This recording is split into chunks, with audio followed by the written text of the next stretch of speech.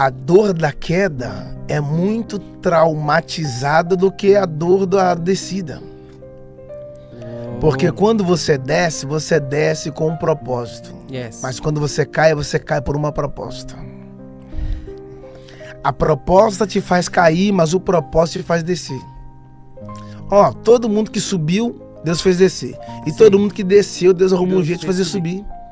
Entende? Só que as pessoas nunca vão aprender a subir sem antes serem ensinadas a descer. E descer é uma escola. Porque Jesus não estava no céu? Sim. Ele era filho. Ele foi enviado para a terra. Ele não caiu. Ele desceu. Ele desceu. Agora Satanás não desceu. Satanás caiu. Então a igreja não segue o que caiu. Yes. A igreja segue o que desceu. É sobre você descer. Descer é muito diferente de você cair, né? Cara, olha só. Quando você chega numa árvore que os frutos já estão no chão, Sim. eles não foram colhidos. Eles caíram.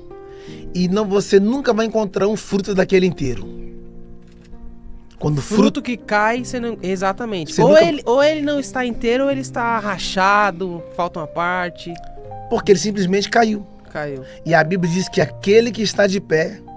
Cuide para que não caia. Então, Deus sempre avisa antes. Yes. Porque a vigilância é o escudo da queda. A vigilância é o escudo da queda. Você pode ser bom de oração, mas se você for mal de vigilância, você corre um sério risco. Yes. E todos nós estamos sujeitos à queda. Só que a questão não é saber quantas vezes você caiu. A questão é saber se você está disponível para se erguer. Uou. Talvez eu estou falando para alguém aqui agora, que já caiu várias vezes, falar, meu negócio é ficar no chão. Se você aprendeu, se você encontrou o tapete que te escorregou, você precisa encontrar a escada que te eleva. Porque a Bíblia diz que o justo pode cair até 7 vezes, mas de todas elas o Senhor o coloca de pé. Você sabe que as pessoas têm medo de falar, medo de posicionar, medo de vestir, medo de aparecer. Só que elas não sabem que o medo é uma prisão invisível. É uma prisão silenciosa. Porque o medo não prende o seu corpo, ele prende a sua mente. E uma vez que você tem medo, as pessoas não sabem, mas o medo é a poluição da fé. O medo é a poluição da fé. Porque o medo faz você andar para trás e a fé faz você andar para frente. Yes. Quem tem muito medo tem pouca fé.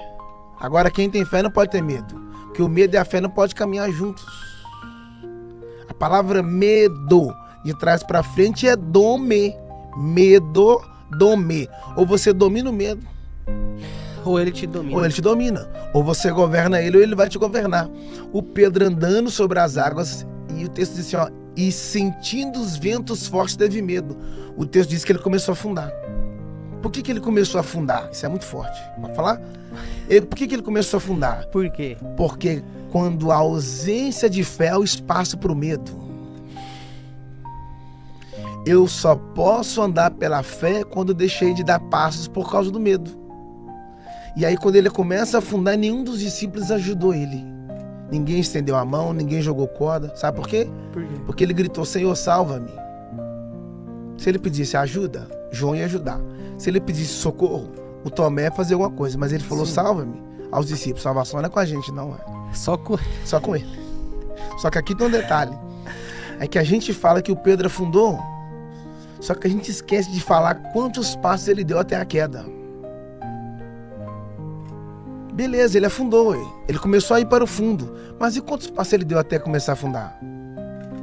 Ah, beleza, ele teve um deslize, mas e quantas almas ele ganhou? Ele teve um deslize, beleza, mas e quantas pregações ele teve? Então quer dizer que tudo que ele fez de bom foi apagado? Acertou bastante no primeiro erro, ele já não... Já não serve mais. Aí Jesus foi lá e estendeu. E no mesmo lugar que o Pedro afundou, foi no mesmo lugar que Jesus o levantou. Só que tem um detalhe, quando ele afundou na ida. Na volta, não.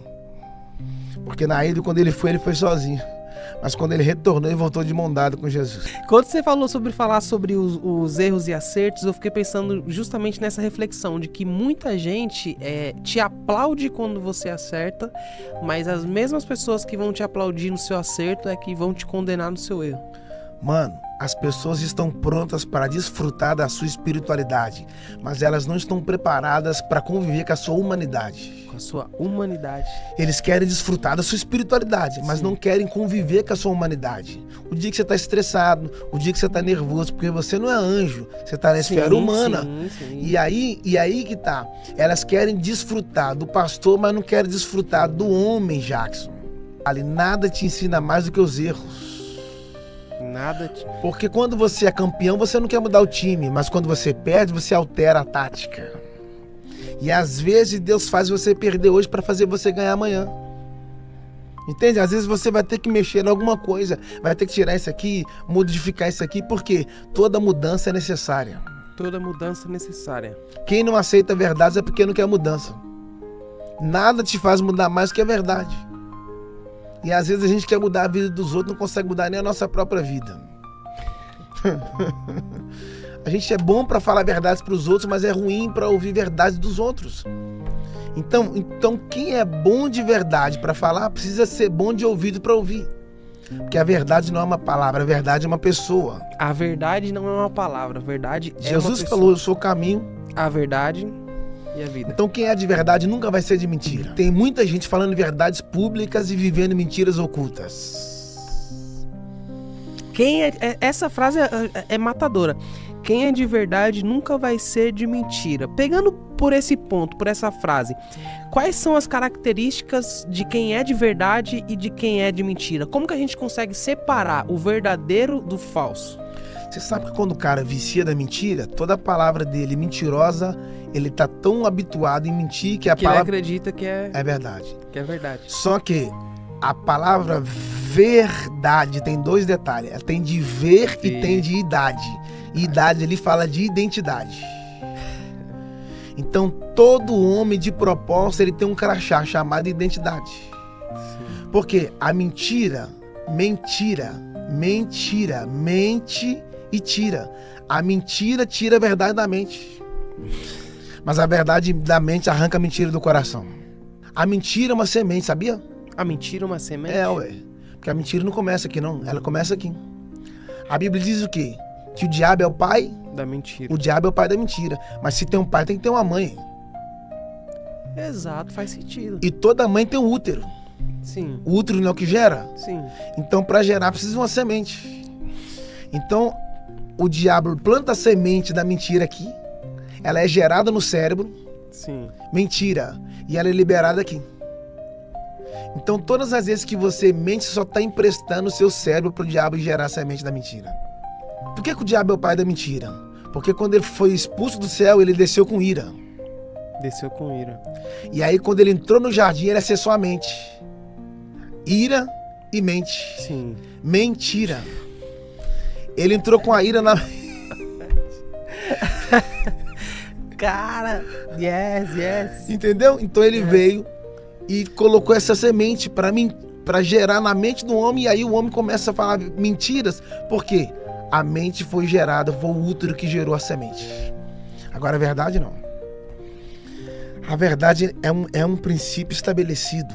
Por quê? Uma vez que você anda na verdade, você não precisa se justificar. O tempo sempre traz a resposta de quem anda na verdade. A verdade é libertadora, irmão. Conhecereis a verdade vos libertará. Por que não foi liberto? Porque faltou conhecimento, faltou verdade. Entende? Então eu prefiro estar com uma pessoa da verdade do que estar com milhões de pessoas da mentira. Que nem todo mundo que está perto está dentro. Vai ter pessoas que vai te beijar, mas não é de verdade. Vai ter pessoas que vai te abraçar, mas não é de verdade. Vai ter pessoas que vai estar do seu lado, mas não é de verdade. É de mentira.